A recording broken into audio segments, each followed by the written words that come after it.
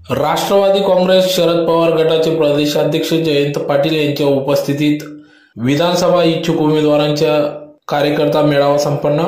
याबाबत अधिक वृत्त असे की धुळे शहरातील राष्ट्रवादी काँग्रेस भवन या ठिकाणी आज दिनांक 22 जुलै 2024 रोजी सायंकाळी 7 वाजता राष्ट्रवादी भवन या ठिकाणी राष्ट्रवादी शरद पवार गटाचे प्रदेशाध्यक्ष जयंत पाटील, युवक प्रदेशाध्यक्ष महबूबभाई शेख यांच्या उपस्थितीत ग्रामीण शहरी कार्यकर्ते पदाधिकाऱ्यांचा मेळावा घेण्यात आला। यावेळेस मोठ्या संख्येने कार्यकर्ते पदाधिकारी उपस्थित होते।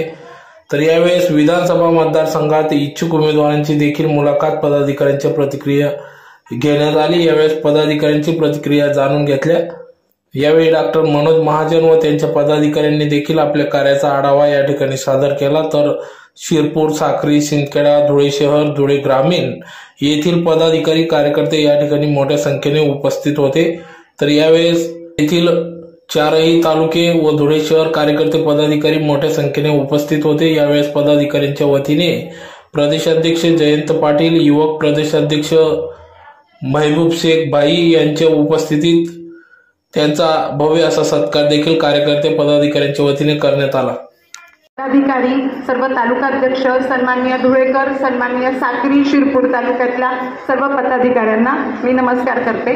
आणि आपला अत्यंत कमी वेळ घेऊन या गेल्या 3 वर्षांमध्ये आम्ही शिरपूर तालुक्यामध्ये केलेल्या कार्याचा एक संक्षिप्त आढावा आपल्या पुढे मांडू इच्छिते। सर्वप्रथम आमच्या कार्यक्रमांची सुरुवात या अत्यंत गौरवशाली कार्यक्रमाने झालेली आहे। साहेबांचा आपल्या सगळ्यांसाठी जो अभिमानाचा क्षण होता तो साहेबांचा सहस्त्रचंद्र दर्शन सोहळा हा अत्यंत भव्य दिव्य सोहळा हा मुंबई इथे पार पडला। पण आम्ही शिरपूरची जनता शिरपूरमध्ये बसून देखील या सोहळ्याचे साक्षीदार झालो। ते केवळ शहराध्यक्ष मनोज महाजन यांनी केलेल्या नियोजनामुळे त्या दिवशी तिथे एलईडीद्वारे हा एक सुंदर कार्यक्रम आम्ही प्रस्तुत केला। आणि त्याच दिवशी इम्युनिटी क्लिनिक हे कोरोना काळामध्ये जे आपल्याला आरोग्याचं संकट भासलं होतं त्या इम्युनिटी क्लिनिकद्वारे मोफत रोग निदान आणि मोफत औषध उपचार हे होमिओपॅथिक महाविद्यालय तसेच पक्षाच्या मार्फत तिथे पुरवण्यात आले। एक कार्यकर्त्यांचा 1 दिवसीय भव्य मेळावा देखील त्या दिवशी आयोजित करण्यात आला।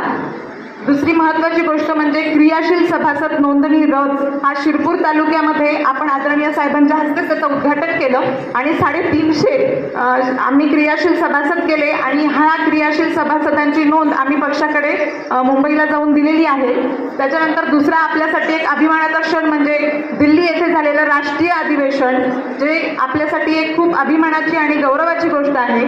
त्या या गौरवशाली सोहळ्याचा भाग आमच्या शिरपूरच्या युवकांना करण्यासाठी ती सुवर्ण संधी प्राप्त करून देण्यासाठी आदरणीय मनोजजी महाजन यांनी 2 बसेसची सुविधा आमच्या युवकांना तिथून पुरवली। त्याच्यामुळे ती मोफत सुविधेचा त्यांनी लाभ घेऊन त्या